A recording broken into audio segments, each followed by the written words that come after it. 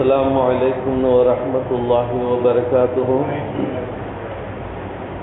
الحمد لله رب العالمين والصلاة والسلام على سيدنا محمد وآله وصحبه أجمعين. قال الله تعالى في القرآن العظيم: أعوذ بالله من الشيطان الرجيم. بسم الله الرحمن الرحيم. يا أيها النبي قل لأزواجك وبناتك ونساء المؤمنين يدنين عليهن من جلابيبهن. صدق الله العلي العظيم.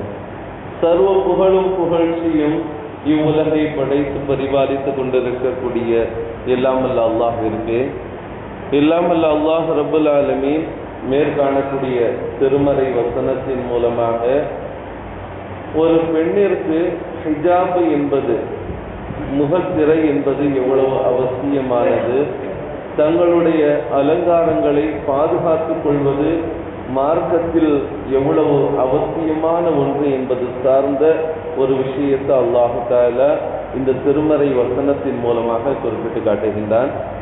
இந்த திருமறை வசனத்திற்கு தஃப்சீர் தப்ரி, இப்னு அபி ஹாத்திம், தஃப்சீர் இப்னு கஸீர் போன்ற நூல்களில் பதிவு செய்யப்பட்ட ஒரு செய்தி, ஹஸ்ரத் அப்துல்லாஹ் இப்னு அப்பாஸ் ரலியல்லாஹு தஆலா அன்ஹுமா அவர்கள் என்ன செய்கிறாங்க, இந்த திருமறை வசனத்திற்கான ஒரு விளக்கத்தை சொல்றாங்க. அல்லாஹ் இந்த திருமறை வசனத்தை எதற்காக வேண்டி இறக்கி வச்சிருக்கிறான் என்பதை சொல்லுகின்ற பொழுது அவங்க சொல்றாங்க, இறை நம்பிக்கை கொண்ட பெண்கள் தேவையை முன்னிட்டு, அதாவது அவசிய தேவை இருக்குமேயானால் அந்த தேவையை முன்னிட்டு தம் இல்லத்திலிருந்து வெளியே செல்லும் பொழுது துப்பட்டிகளால் தலைக்கு மேலிருந்து முகத்தை மூடிக்கொள்ளுமாறும் கண்கள் மட்டும் திறந்து கொள்ளுமாறும் அல்லாஹ் கட்டளையிட்டுள்ளான் என்பதாக ஹஸ்ரத் அப்துல்லாஹ் இப்னு அப்பாஸ் ரலியல்லாஹு தஆலா அன்ஹுமா அவர்கள்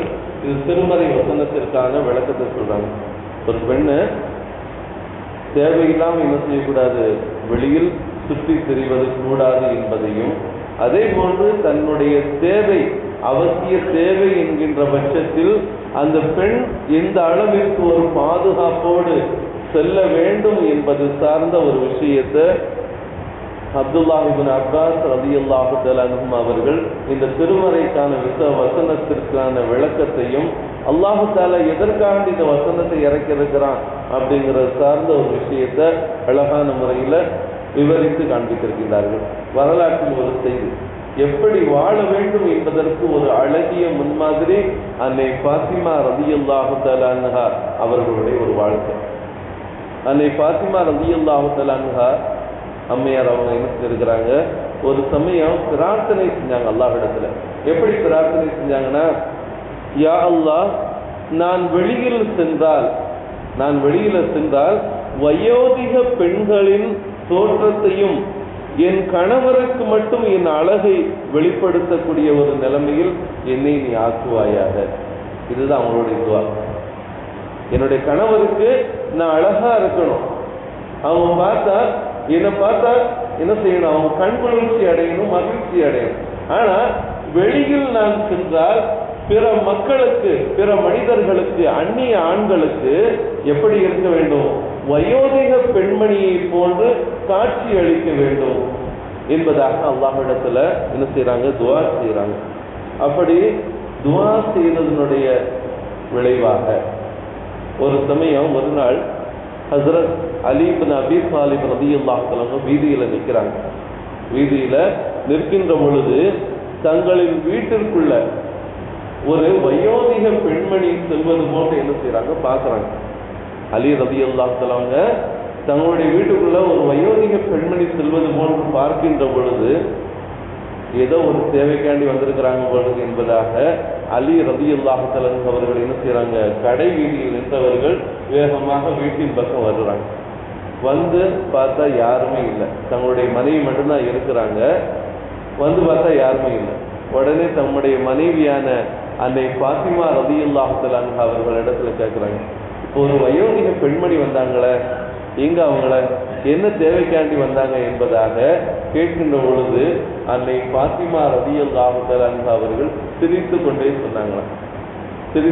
சொன்னாங்களா, அது வேற யாரும் இல்லைங்க, வேற யாரும் இல்லை, நான் தான் என்பதாக என்ன செஞ்சாங்களாம், சொன்னார்களாம். எந்த அளவிற்கு அதற்கான காரணத்தை கேட்கும் பொழுது அல்லாஹ்விடத்துல நான் கேட்ட பிரார்த்தனை அல்லாஹ் தஆலா ஏற்றுக்கொண்டான் என்பதாக என்ன செஞ்சாங்களாம், அன்னை பாத்திமா ரலியல்லாஹு அன்ஹா அவர்கள் சொல்லி அல்ஹம்துலில்லாஹ், இப்பதான் எனக்கு நிம்மதியா இருக்குது, இப்பதான் எனக்கு நிம்மதியா இருக்கு. அல்லாஹ்விடத்துல கேட்ட துஆவை அல்லாஹ் அங்கீகரித்து கொண்டு என்னுடைய கணவருக்கு மட்டும் என்னுடைய அழகை காட்டக்கூடிய அளவிற்கு, பிற மனிதருக்கு என்னுடைய அலங்காரத்தை விட்டும் பாதுகாத்த அல்லாஹ்விற்கு எல்லா புகழும் அல்ஹம்துலில்லாஹ் என்று சொல்லக்கூடிய அளவிற்கு தங்களுடைய கணவரிடத்தில் என்ன செஞ்சாங்களாம், அதற்கான விளக்கத்தை சொன்னாங்களாம். இது நமக்கு தரக்கூடிய பாடம் என்ன? வீட்டில் இருக்கிறப்பதான் அலங்கோலமா இருக்கிறாங்க நிறைய பெண்கள். தம்முடைய கணவரிடத்துல இருக்கின்ற பொழுது அலங்கோலமாகவும், வெளியே செல்கின்ற பொழுதுதான் தன்னுடைய அலங்காரத்தையும் வெளிக்காட்டக்கூடிய அளவிற்கு உண்டான ஒரு அவல நிலையிலும், அதே போன்று ஒரு அந்நிய ஆண்களிடம் பேசுகின்ற பொழுதுதான் மிக நயமாக பேசக்கூடிய, தங்களுடைய ஆடைகளை மார்க்கம் எந்த ஒழுக்கத்தை கற்றுத் தந்திருக்கின்றதோ அதற்கு புறம்பாக தம்முடைய ஆடைகளை அலங்கரித்துக் கொண்டு செல்லக்கூடிய அவல நிலையில் இருக்கக்கூடிய பெண்களுக்கு அன்னை பாத்திமா ரலியல்லாஹு அன்ஹா அவர்களுடைய வாழ்க்கை ஒரு அழகிய முன்மாதிரி. இப்படித்தான் ஒரு பெண்மணி ஹிஜாபினுடைய விஷயத்திலும் தம்முடைய ஒழுக்க நெறியினுடைய விஷயத்திலும் நடந்து கொள்ள வேண்டும் என்பதாக அன்னை பாத்திமா ரலியல்லாஹு அன்ஹாவுடைய வாழ்க்கையும் எல்லாம் அல்லாஹ்வினுடைய அந்த கட்டளையும் இவ்வாறு அமையப்பட்டிருக்கிறது.